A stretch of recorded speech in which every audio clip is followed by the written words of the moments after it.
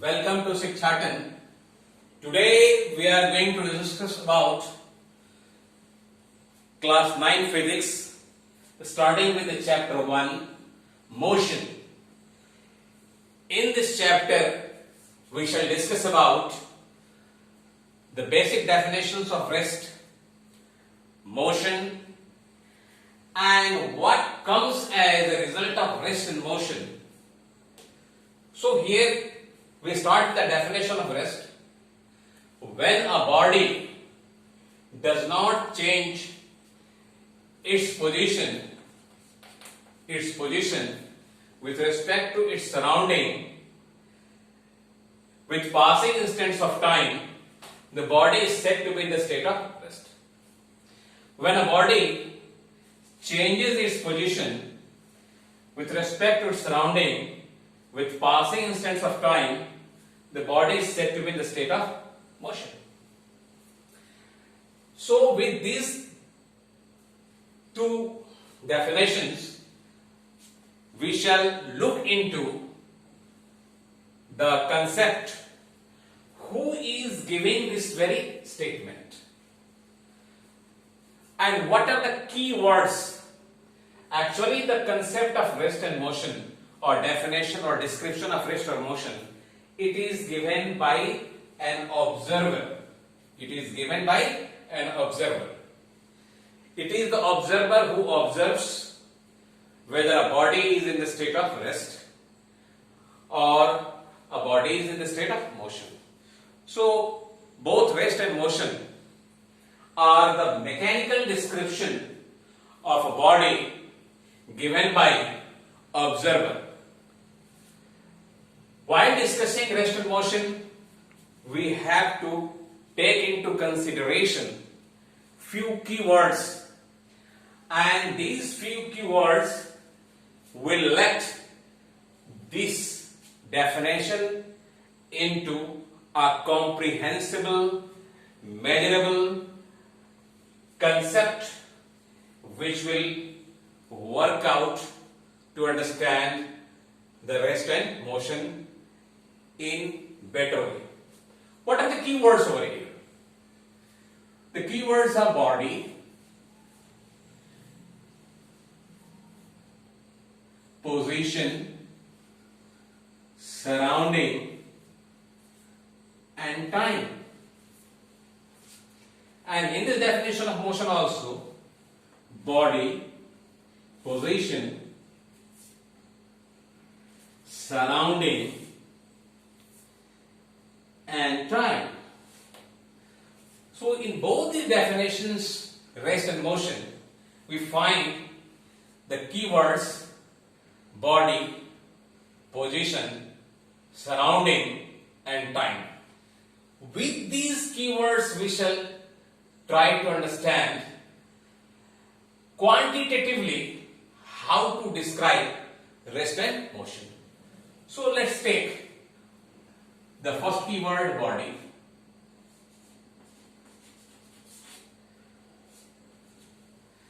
Body can mathematically be described by a point, and that point can be referred to a particle. So body can be miniaturized to the size of a particle, and particle can geometrically be represented by a point. So body can be miniaturized to a size of a particle, and particle can be represented mathematically by a point. So why to miniaturize the body to a size of a particle? If you take a case of a train moving from Patna Junction to Delhi, each and every passenger of the train, each and every compartment, each and every component of the train covers the same distance.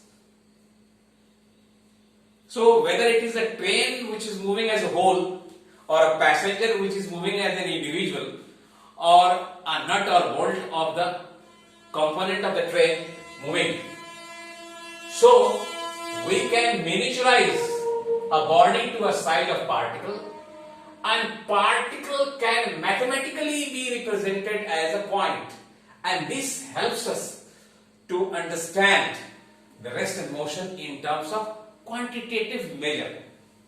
The next is position. Next is position. Position can mathematically be represented in terms of coordinates. Coordinates of a point.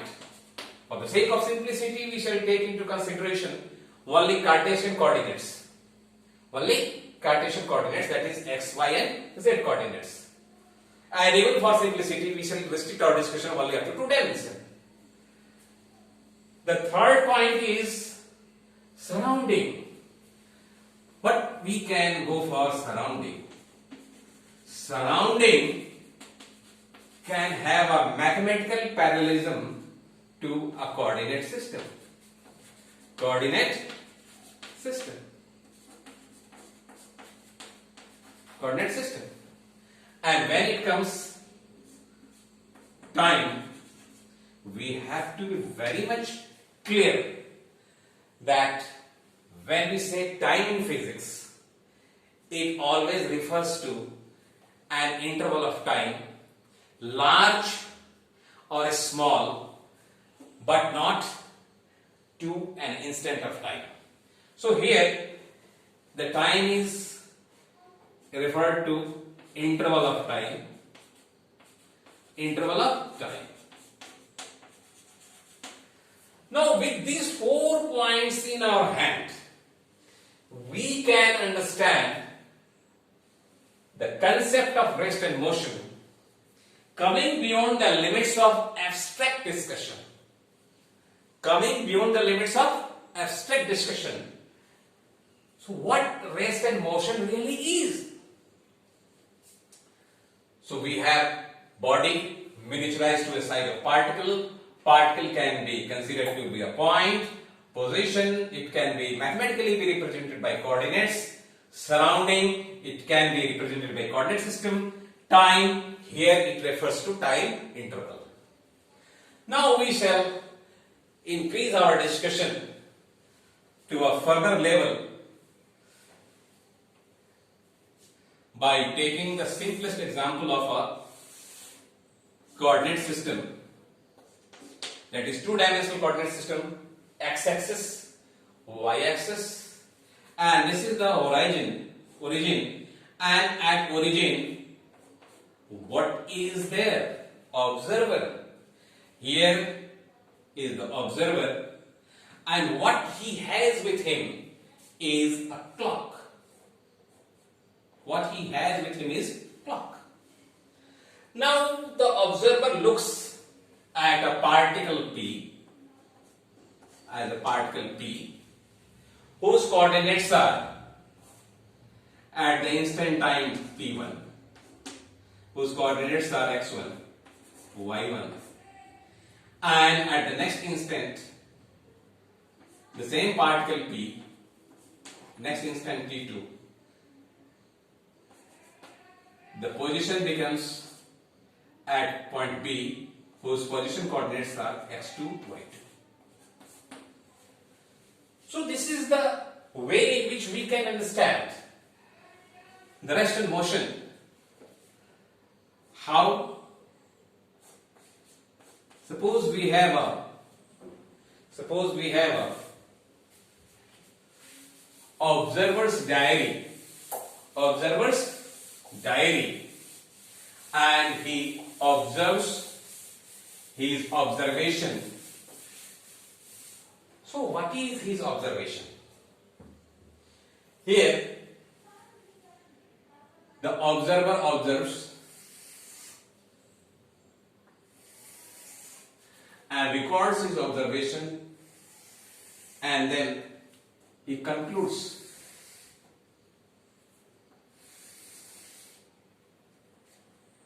The first column is instant of time, instants of time. Here position, coordinates, and here is inference. Inference means conclusion. What is his observation? What he concludes from his observation. At the instant of time t1, he finds the position to be x1 and y1. x1 and y1. At the next instant, this observer observes that at instant t2, the position is x1, y1. Means here the time instants are changing, but there is no change in the position. At instant t3, the position remains x1, y1.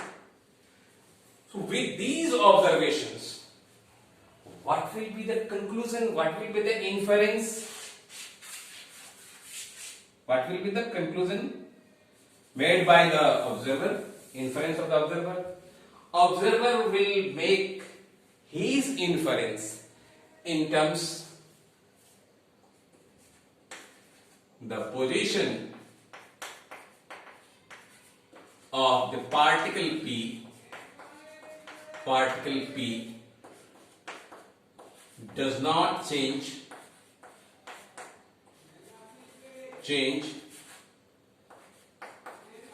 with passing instants of time. So this is his preliminary inference. And what will be the conclusion? What will be the conclusion? The conclusion of his observer,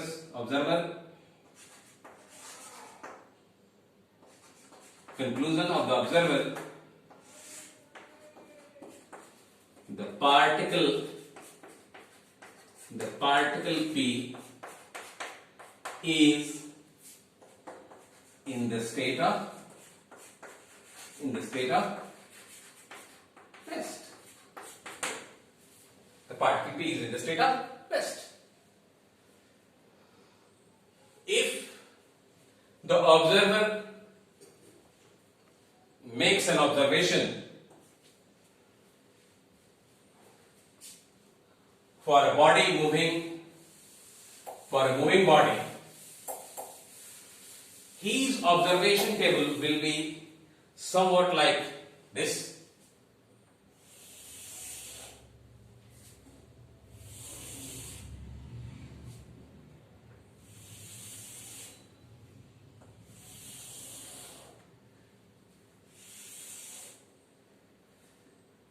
The first column refers to instant of time, instants of time.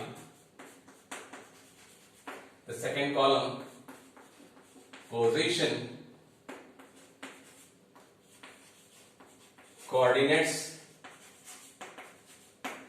and third is inference, that is a first hand observation, inference, and based on the inference the observer comes to a conclusion.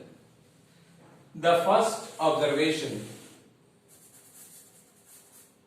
at instant time t1, if it is coordinate x1, y1, and at the next instant of time t2, the coordinates are x2, y2. So here, what do you find? A difference over here. With the change of instant of time, there is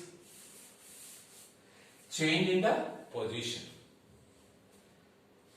At a time instant t1, position coordinates of the point P is x1, y1, x1 and y1. And at the time instant t2, the position coordinates of the particle P is x2, y2. So what will be the inference of the observer standing at the origin? His inference will be the position of the particle P does not change with passing instants of time. Passing instants of, and based on the first hand inference, what will be the conclusion made by the observer? Conclusion of the observer is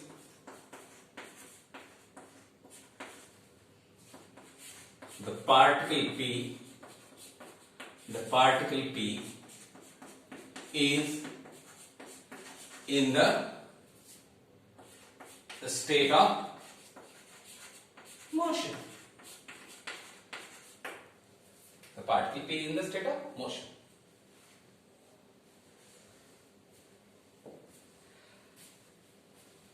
Now, with these discussions before us, and with this representation of the position coordinates, this is the initial position,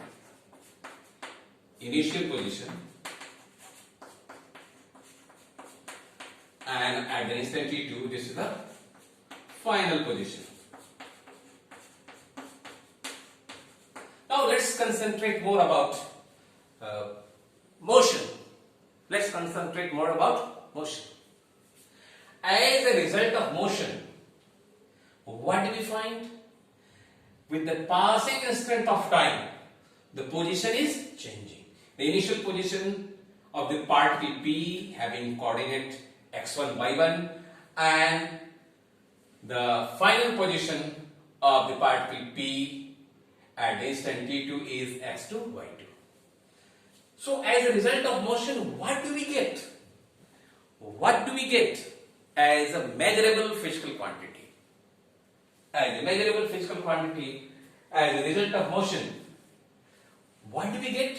We get a separation. We get a separation. As a result of motion, what do we get? We get a separation between initial and final positions. So, as a result of motion,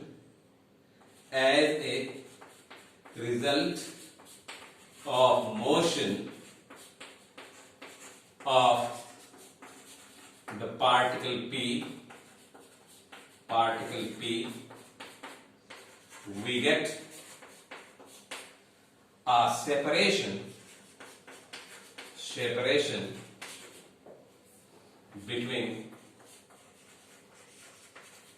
initial and final positions. As a result of motion, what do we get? Separation. This is the initial position. This is the final position. So when it comes separation, how can we understand this separation? How can we understand this separation? What type of quantity is, what type of physical quantity can be referred to as separation?